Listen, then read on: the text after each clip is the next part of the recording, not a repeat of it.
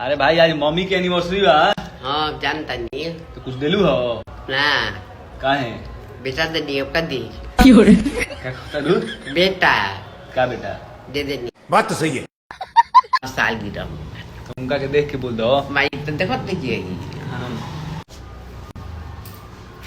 अरे ऐसे तो हो जा बढ़िया से दो बोले दुनिया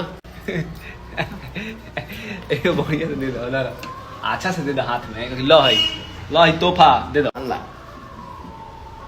दे दे लू दिखा दो सारी खाली और दिखा देनी दादी गिफ्ट करी सारी मम्मी के।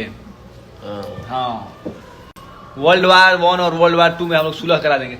मस्त प्लान है। साली तुम मंगलू हो ना उहे किले बड़ी माई का हाथ वे के लिए हमको गिफ्ट हमको दे देलू हो हाँ हैं उनका गिफ्ट ना के दे देलू हाँ हैं गिफ्ट तू देलू हो हाँ पैसा के कर लागत ओके उनकरे पैसा बा हाँ उनकरे खरीदल सड़िया हाँ आ उनकरे गिफ्ट को देलू हाँ। हैं